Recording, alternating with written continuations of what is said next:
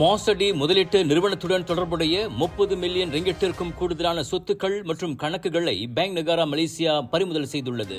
அந்த முதலீட்டு நிறுவனம் மேற்கொண்ட சந்தேகத்திற்குரிய மோசடி நடவடிக்கைகள் மூலம் தொடர்புடைய 30 மில்லியன் ரிங்கிட்டிற்கும் கூடுதலான பல்வேறு ஆடம்பரமான பொருட்கள் மற்றும் 92 வங்கி கணக்குகளும் பேங்க் நகாரா மலேசியா அதிகாரிகள் பறிமுதல் செய்தனர். நேற்று முதல் கிள்ளான் பள்ளத்தாக்கில் 12 இடங்களில் மேற்கொள்ளப்பட்ட ஒருங்கிணைந்த நடவடிக்கையின் போது அந்த பொருட்களும் சொத்துக்களும் பறிமுதல் செய்யப்பட்டதாக பேங்க் நகாரா மலேசியா வெளியிட்ட அறிக்கையில் தெரிவித்துள்ளது.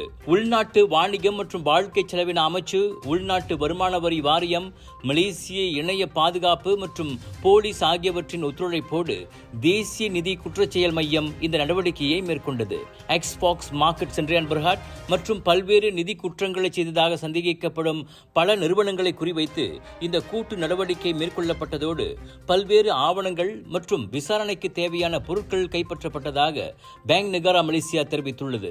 இந்த நடவடிக்கையின் விளைவாக தங்கம் 4.85 மில்லியன் ரிங்கிட்டிற்கும் அதிகமான பணம், வெளிநாட்டு நாணயம் உட்பட கிரிப்டோ கரன்சிகள், வாகனங்கள் மற்றும் ஆடம்பர பொருட்களுடன் ஏராளமான சொத்துக்கள் பறிமுதல் செய்யப்பட்டன. கூடுதலாக 25.4 மில்லியன் ரிங்கிட் மதிப்புள்ள 92 வங்கி கணக்குகள் மற்றும் பாதுகாப்பான வைப்பு பெட்டிகளும் முடக்கப்பட்டுள்ளன. மோசடி தொடர்பான பல்வேறு சட்டங்களின் கீழ் தொடர்ந்து விசாரணைகள் மேற்கொள்ளப்பட்டு வருவதாகவும் பேங்க் நகாரா தெரிவித்துள்ளது.